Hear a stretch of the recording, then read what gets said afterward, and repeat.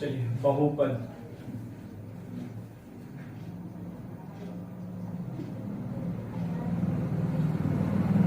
Polynomials जिसको हम लोग बोलते हैं। सबसे पहले हम लोग बहुपद को समझेंगे, उसके बाद फॉर्मूलाज पे डिस्कस करेंगे। तो बहुपद का मतलब क्या होता है, जो कोई भी चर हो उसके ऊपर पावर जो है वो पॉजिटिव होना चाहिए। कोई भी चर है उसके ऊपर पावर पॉजिटिव होना चाहिए। तो पहले दो चीज समझना होगा, एक आपको चर समझना होगा, एक अचर समझना होगा। ठीक है, तो चर और अचर का मतलब हो जाता है, जैसे आप कांस्टेंट और वेरिएबल का नाम तो सुने होंगे ना, कांस्टेंट और वेरिएबल। तो वेरिएबल मतलब हो गया अचर और कांस्टेंट मतलब हो गया अचर। आई थिंक ये ना देख लीजिएगा, ये हम समझा दे रहे हैं थोड़ा सा। ठीक है, तो कांस्टेंट मतलब हो गया नंबर्स, जैसे कि 1 2 3 4 5, और वेरिएबल्स मतलब जैसे A to Z। I think यहाँ पे हम लोग ये हो जाएगा, चर मतलब हो जाएगा आपका जैसे कि A to Z, और अचर मतलब नंबर्स हो जाएगा। आई थिंक यही हुआ, इसको देख लीजिएगा फटाफट से, आप यहाँ से समझ लीजिए। कांस्टेंट मतलब हो गया नंबर जो फिक्स है, जो बदलने वाला नहीं है, जैसे 5 4 3 2 1 सब बदलने वाला नहीं है। ठीक है, वेरिएबल्स जैसे A to Z वो क्या है, बदल सकता है। ठीक है ना, एकदम जैसा सिचुएशन वैसा खेल। एक एग्जांपल लेके दिखा सकते हैं, जैसे मान लीजिए 2x + 6 = 0 है, एक कंडीशन। एक है 3y = 7, तो यहां से अगर x निकालेंगे तो -6/2 यानी -3 आएगा। यहां से अगर y निकालेंगे तो 7/3 आएगा। तो अलग अलग सिचुएशन, अलग अलग वैल्यू, इसलिए वेरिएबल्स वेरी कर सकता है, मतलब चेंज कर सकता है, लेकिन कांस्टेंट तो फिक्स है। तो बहुपद का क्या कहना है कि चर के ऊपर में, ठीक है, जो भी चर है, यहाँ सही है वाला, ठीक है, दिमाग में आ गया, ये जो चर है उसके ऊपर का जो पावर है वो पॉजिटिव होना चाहिए। जस्ट लाइक कोई चर है x है, इसके ऊपर पावर n है, तो इसको हम लोग चर बोले, ये इसका पावर है। तो चर के ऊपर जो पावर है वो ऑलवेज पॉजिटिव होगा, तो वही बहुपद कहलाएगा, नहीं तो नहीं कहलाएगा। क्लियर हो रहा है? इसको अगर उतारना है तो पहले एक बार उतार लीजिए, या समझ गए हैं तो कोई दिक्कत नहीं। ठीक है ना, देखिए जो भी चर है अच्छे से समझिएगा, x पे पावर n है, तो अगर ये n अगर पॉजिटिव है तो वो बहुपद कहलाएगा, नहीं तो नहीं कहलाएगा। और एक दो बात आपको दिमाग में सेट करके रखना पड़ेगा रूल में, कि जो ये पावर है वो p/q के रूप में ना हो, कभी भी p/q के रूप में नहीं होना चाहिए। अगर p/q के रूप में है तो वो बहुपद नहीं होगा। और दूसरा चीज, ये जो पावर होता है जिसको हम डिग्री बोलते हैं, नेगेटिव ना हो, इसके अलावा कुछ भी होगा तो वो बहुपद हो जाएगा। एग्जाम्पल ले सकते हैं, जैसे 2x² + 3x + 7, देखिए पावर 2 पॉजिटिव है तो बहुपद है। लेकिन अगर इस तरह से हो जाए 2x पे पावर 3/2 + 5x + 7, देखिए पावर जो है वो p/q के रूप में हो गया। तो जब p/q के रूप में होगा तो क्या बहुपद होगा? नहीं होगा। सीधा सीधी बात है। एक और ले लेते हैं अगला, जिसे आप मान लीजिए 12x पे पावर -7 + 5x + 3, क्या ये बहुपद है?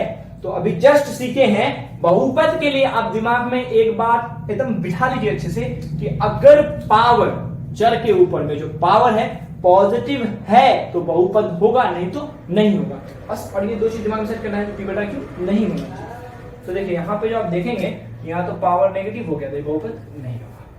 इतना तक में तो क्लियर हो गया होगा हमको लगता है। ठीक है, यानी कि किसी भी चर में, ठीक है, पावर पॉजिटिव है तो बहुपद होगा, नहीं तो नहीं होगा। बस इतना बात दिमाग में बिठाइए। ठीक है, आगे बढ़ जाए।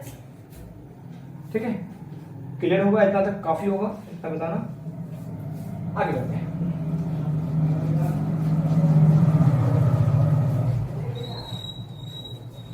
अब कुछ फॉर्मूलाज हैं, उसको डिस्कस कर लेते हैं। ठीक है ना, सबसे पहले जैसे आपका इक्वेशन है ax² + bx + कुछ ये दिया हुआ है, यहां से 2-3 फॉर्मूला निकलता है, उसको दिमाग में सेट करिए। नंबर 1 में शून्यकों का योग,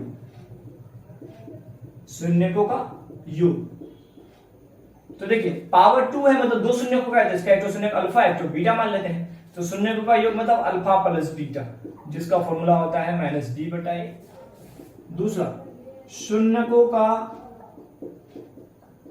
गुणनफल, जिसको हम बोल सकते हैं अल्फा × बीटा, इसका फॉर्मूला होगा c/a। तीसरा शून्यकों का अंतर, ठीक है, जो होगा अल्फा - बीटा √d/a। थोड़ा सा यहाँ तक तो क्लियर होगा, इस d पे थोड़ा दिक्कत होगा। इस d को हम लोग अच्छे चैप्टर 4 में अच्छे से डिस्कस करेंगे। इसको विवेचक बोलते हैं, उसका फॉर्मूला b² - 4ac होता है। कोई दिक्कत? कोई परेशानी नहीं होना चाहिए, ठीक है ना। डी होगा विवेचक, विविक्तिकर भी बोलते हैं, इंग्लिश में डिस्क्रिमिनेंट बोलते हैं, और डी बराबर बी स्क्वायर माइनस 4ac। बाकी ये फॉर्मूला वैसे याद रखिए, alpha plus beta minus B बटा ए, अल्फा इंटू बीटा सी बटा ए, alpha minus beta root d by. और हिंदी में नाम से भी याद रख सकते हैं, क्वेश्चन आता है हिंदी में लिख के ही दे देगा, ठीक है। तो क्या करिएगा, तो उतारिए तो उसको फटाफट से।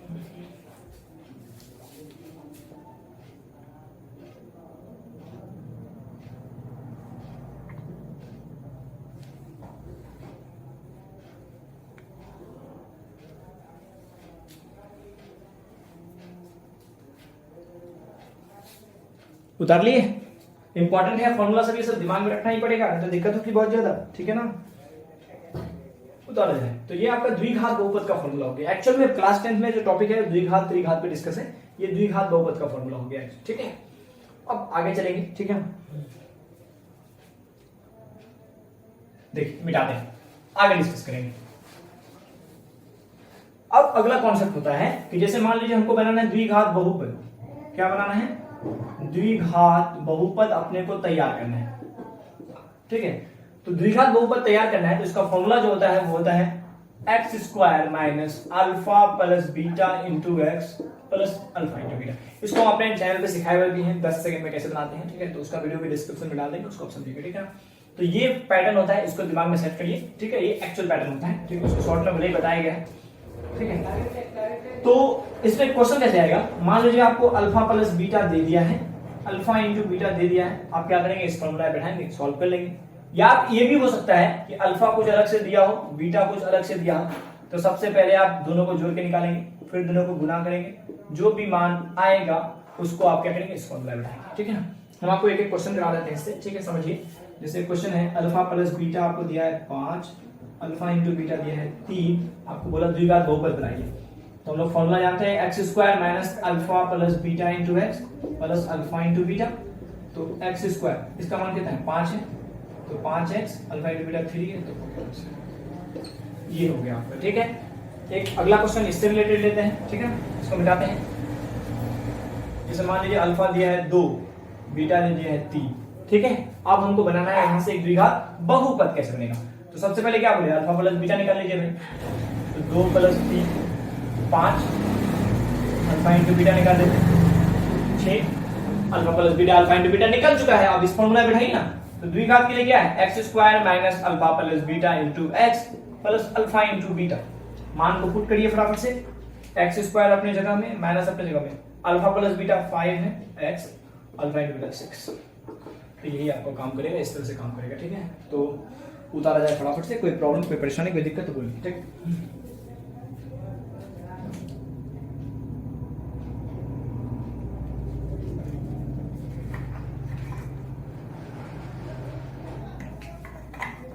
इसको हल्के में नहीं लेना है, इससे क्वेश्चन पूछा हुआ है, आपका एक एक पॉइंट जो है बहुत ज्यादा ही इंपॉर्टेंट है,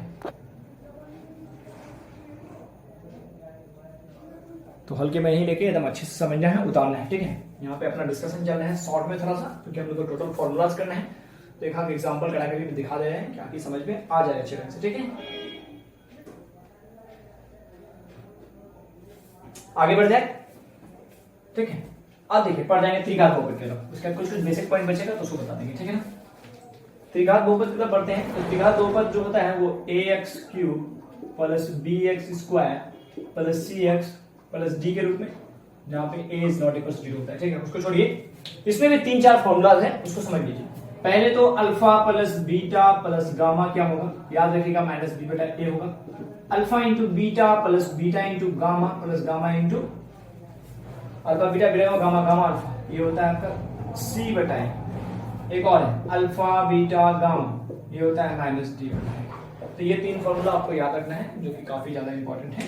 alpha plus beta plus gamma minus B बटा ए, alpha into beta beta into gamma gamma into alpha c by alpha into beta into gamma minus d बटा ए।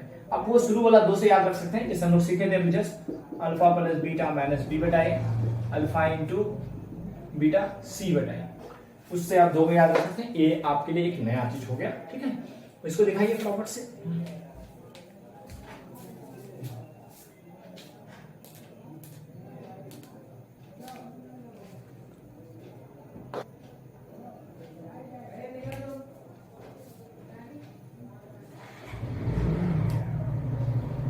उतार लिए, आगे बढ़ते हैं। ठीक है, देखिए अब क्वेश्चन आएगा कि त्रिघात बहुपद, जैसे द्विघात बहुपद बनाने के लिए हम लोग फॉर्मूला देखे थे क्या था, x square minus alpha plus beta into x plus alpha into beta, इससे द्विघात बहुपद बनता था। अब त्रिघात बहुपद कैसे बनेगा, तो त्रिघात बहुपद बनाने के लिए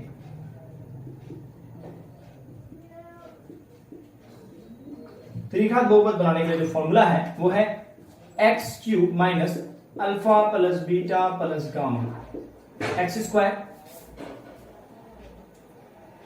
plus alpha into beta into gamma into alpha x minus alpha beta gamma. तो ये फॉर्मूला है त्रिघात बहुपद बनाने के लिए, जिसको आपको याद रखना पड़ेगा। ठीक है, x cube minus alpha plus beta plus gamma x square plus alpha into beta plus beta into gamma into x minus alpha, ये दोनों तरफ माइनस बीच में प्लस, ये है त्रिघात बहुपद बनाने का फॉर्मूला, जिसमें आपको गिवन होगा ये वाला पार्ट, ये वाला पार्ट, ये वाला पार्ट, बस फॉर्मूला में पुट कर डालना है। ठीक है, तो उतार लीजिए इसको फटाफट से, आगे बढ़ जाते हैं।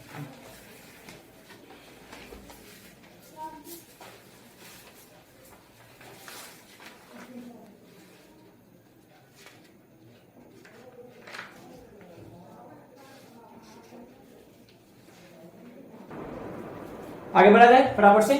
तो ये त्रिघात बहुपद बनाने का फॉर्मूला हो गया, दिमाग में सेट करके रखिए, सारी चीजें आपके काम में आएगा सारा कुछ। ठीक है, ये तो जब फॉर्मूला दिमाग में रहना चाहिए। अगला कुछ टॉपिक है आपका सामान्य रूप से। ठीक है, इससे भी सवाल बहुत ज्यादा पूछा हुआ है, इसको सामान्य रूप या फिर हम लोग व्यापक रूप भी बोलते हैं, इंग्लिश में इसको जनरल फॉर्मूला बोलते हैं। तो जिससे याद रखना हो याद रखिए, क्वेश्चन पूछा हुआ है इससे। ठीक है, फटाफट से लिखते हैं। नंबर 1 में एक घातीय बहुपद के लिए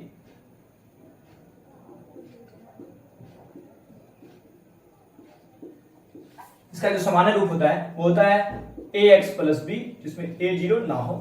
ठीक है, दूसरा द्विघात बहुपद के लिए ये होता है a x square plus b x plus c, जहां पे a zero equal to zero.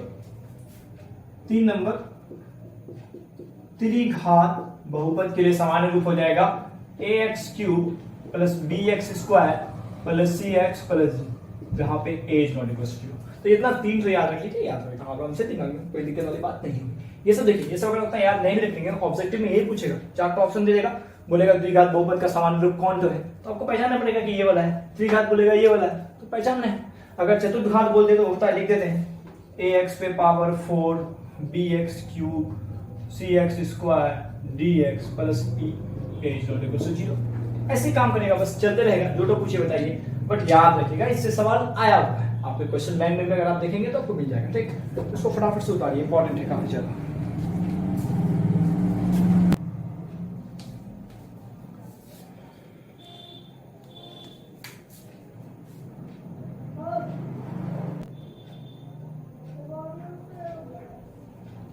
हो गया, काफी ज्यादा इंपॉर्टेंट है, इसको आप मजाक में तो नहीं लेंगे, बहुत दूर रखिए मजाक से। ठीक है, इंपॉर्टेंट काफी ज्यादा है, इसलिए दिमाग में सेट करके रखेंगे। कुछ टॉपिक बच गया है, बस पकड़िए आप भी सा। ठीक है, बिटा लिए, ठीक है। ठीक है, क्या तो सब पढ़ाई लिखाई तो हो रहा है ना, एंजॉय करते हुए पढ़ाई करते हुए आगे बढ़िए। ठीक है, जरूरी है। एक किस और है, ये एक व्युत्क्रम एक कॉन्सेप्ट होता है, बता दे रहे हैं, थोड़ा सा पूछता है कभी कभी। जैसे आपके पास 2 शून्य के अल्फा बीटा, तो बोलेगा एक शून्य दूसरे शून्य का व्युत्क्रम है, यानी अल्फा होगा, दूसरा क्या होगा 1/बीटा। अब देखिए इसको अगर आप सॉल्व करिएगा तो अल्फा इंटू बीटा बराबर 1, अब जानते हैं अल्फा इंटू बीटा बराबर सी बटा है बराबर 1, तो यहां से बोल सकते हैं सी बराबर ए। तो याद रखिएगा व्युत्क्रम के केस में ए जो होता है वो सी के बराबर होता है। ठीक है, दिमाग में सेट रखेंगे इस बात को। एक और केस होता है ऑपोजिट ऑफ साइन, मतलब एक रूट दूसरे रूट का क्या हो, मतलब चिन्ह में ऑपोजिट हो, कहने का मतलब एक अल्फा हो तो दूसरा माइनस बीटा हो, तब क्या होगा, तब क्या कंडीशन आएगा। तो इसको इधर लाइएगा 0 माइनस बी बटा ए बराबर 0, क्रॉस मल्टी करिएगा माइनस बी बराबर 0, यानी बोल सकते हैं बी बराबर 0। ये 2 केस इतना ज्यादा इंपॉर्टेंट है, इस सवाल से पूछा हुआ है काफी ज्यादा। ठीक है, व्युत्क्रम के केस में याद रखिएगा ए सी के बराबर। ठीक है, और अपोजिट ऑफ साइन के केस में यानी चिन्ह एक दूसरे का व्युत्क्रम हो तो बी बराबर 0 होता है। ठीक, उतारिए फटाफट से इसको।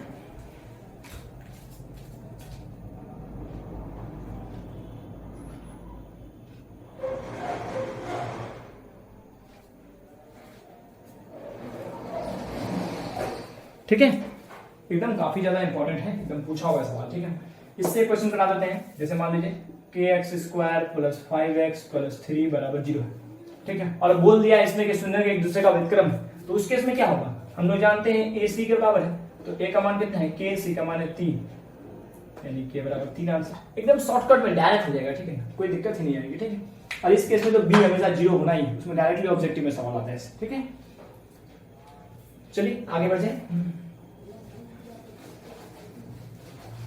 अब ग्राफ से रिलेटेड रह गया सवाल, जिससे कभी कभी पूछ लेता है। ठीक है ना, इतना सारा कॉन्सेप्ट है भी। ठीक है ना, टेंशन मत लीजिए, एक भी नहीं छोड़ेंगे, सब करके जाएंगे। तो ग्राफ से रिलेटेड कुछ ऐसा सवाल आता है, ठीक है, कि ये कोई ग्राफ है इस तरह से, इसमें आपको बताना है शून्यक की संख्या। भाई कैठो शून्यक होगा। ठीक है, तो ग्राफ वाले प्रॉब्लम में आपको पता है ये एक्स एक्सिस है, ये वाई एक्सिस। ठीक है, आपको बस चेक करना है कि एक्स अक्ष में, जो भी आपका एक्स अक्ष में कितनी बार कट हुआ है। मतलब एक्स अक्ष में जितनी बार कट हुआ होगा वही उसका शून्य को डिफाइन कर देगा। ठीक है, तो आप यहाँ पे चेक करते हैं, तो देखते हैं 1 बार, 2 बार, 3 बार, यानी शून्य की संख्या 3 है। मतलब एक्स अक्ष में जितना बार कट किया, वाई से कोई लेना तो नहीं है, एक्स में कितनी बार कट किया ये देखना है। जैसे एक और लेते हैं, कुछ इस तरह हो जाएगा।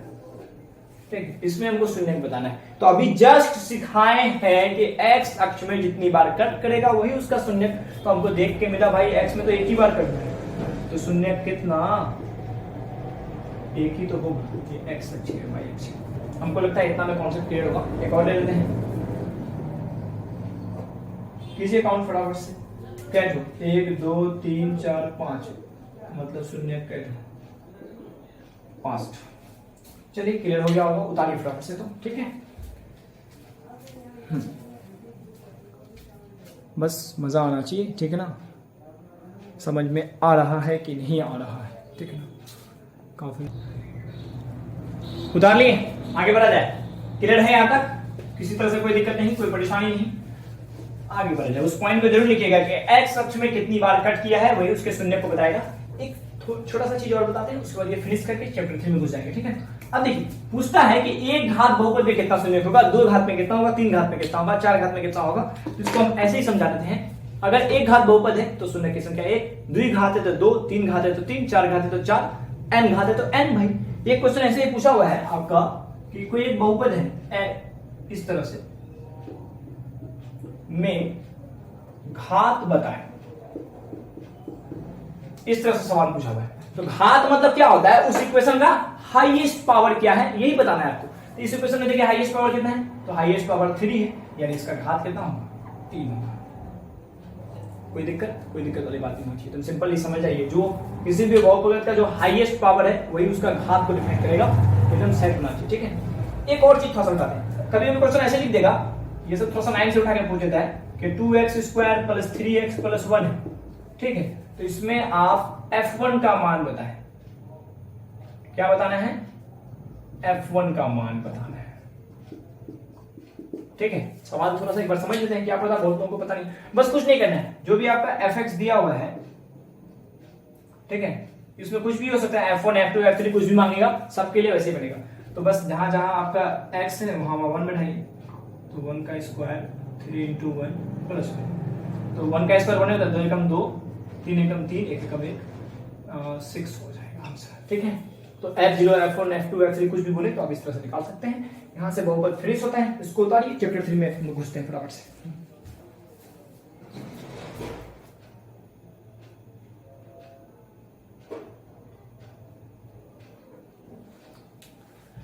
हाँ, मजा आया होगा। ठीक है ना, एकदम अच्छे से पढ़िए, थोड़ा सा चलते हैं, फिनिश करते हैं, मजा तो आना ही चाहिए। ठीक है, नहीं तो